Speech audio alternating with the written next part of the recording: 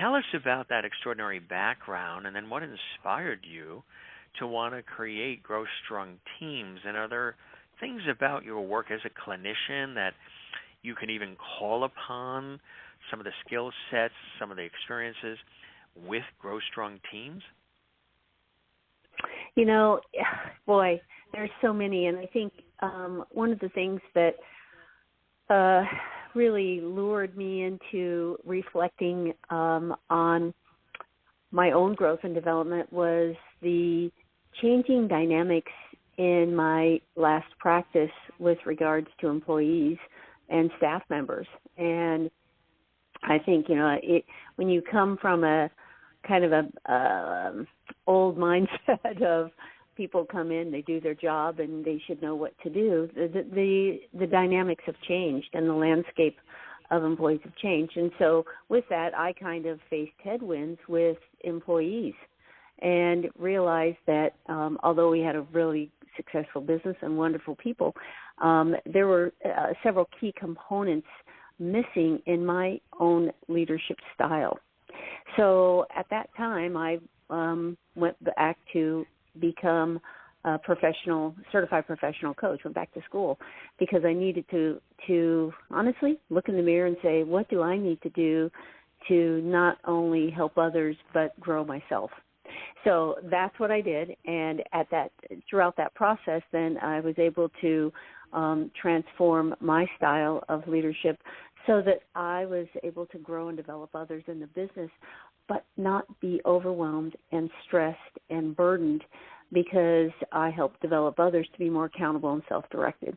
Then fast forward to where we are now. After selling my last practice, I've been coaching with teams and leaders for the last 10 years.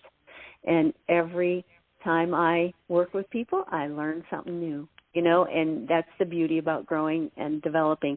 So that's because we aren't taught that skill set in any kind of medical, healthcare, dental, veterinary, anyway, any of those fields. We don't learn that in school per se. We learn the skills related to taking care of our patients, whether, you know, no matter who they are. And so that's the important piece that's missing if you have a business, that you have to develop your key people and maintain and retain them. The greatest challenge, I think, for business owners is people have gotten used to some of the flexibility that has been associated with their their jobs. Now, in healthcare, no matter what it is, you don't really work from home unless you're in an administrative position. You have to go into a brick and mortar. I think that's a big challenge for a lot of the companies, though, that people feel like they can dictate their work schedule instead of working together, the employee and the owner working together on what the key motivators are, identifying those through these tools, and then having a discussion around that. But it all wraps back around to having conversations where people can share collaboratively how they feel, what they need, and what they want. And so that's a big part. And we were separated with COVID, so people lost the ability to communicate face to face.